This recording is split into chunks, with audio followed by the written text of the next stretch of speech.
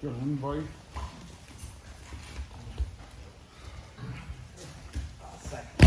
Feet that way. Okay. So you got the side control. Oftentimes they have their hands Kind of in this framing position. But the thing is that this right here is going to help him pin himself more so to the mat than it is to actually turn on his right side, which is what he really wants to do. I always keep an underhook which hovers from the shoulder, okay, and can jam his underhook, and it controls the hip, from hip to shoulder. And I prefer to keep this elbow off the mat, because then if you put this on the mat, you basically create a bridge over his body because you're on your knees, okay? So what I want to do is I want to control him, and I want to keep him flat. Sometimes you have to just kind of ride that wave of initial side control explosions out so that they just don't recover a guard or what. Because when you kind of get to that side control, it's hard to get, easy to lose as he starts moving around a bit. I just want to negate his movement. So my goal, okay, is to keep him on his back. The more pinned he is, the more problematic it is for him to actually move, because he needs to get on his side. That's why I always tell you guys, your primary pressure should be your core, which is where it's at now, instead of your chest. Because now as he moves his hip, shoulder, and you see how I'm already falling off, he's already on his side, and he already beat me with basically 2 movements, and I'm behind maybe 1. I didn't even have time to adjust. So he went 1, 2, and moved his hips. For him, now he's on his side. So what I want to do is, I want to feel kind of what he's doing, and I want to negate his movement. So as he's moving here, I just negate 1 to 1.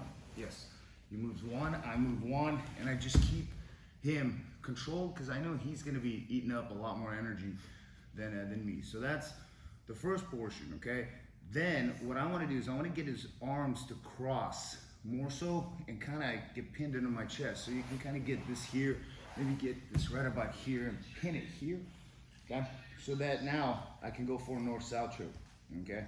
So basically I'm here, maybe a little bit, jam this up a little bit here, and then what I'm going to do is I'm going to wrap the head armpit deep, and I'm going to slide off to the side here, okay? He's going to move this arm here probably, and because I'm wearing a gi, I'll grab a collar. A couple ways to finish, I'll do it from the other side. My right hand is going to grab his belt, he's going to push, okay?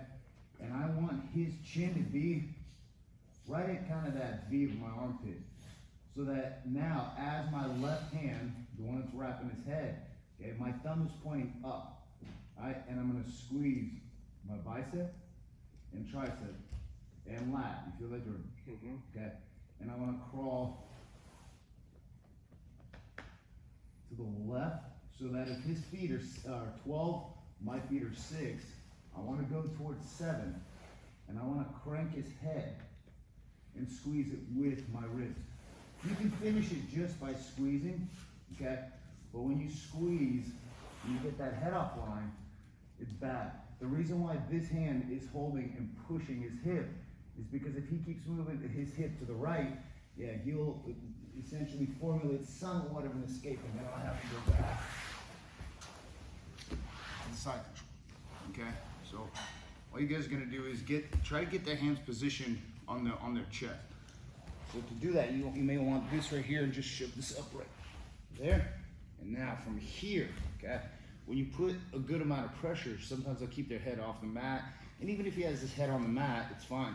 But here you want his head kind of off the mat.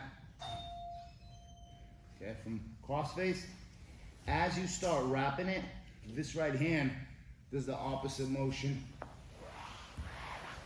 here, okay? From here, I'm gonna reach and grab my own collar. My right hand pushes the hip. As you see, crawling that way, squeezing and pushing. Okay. That way.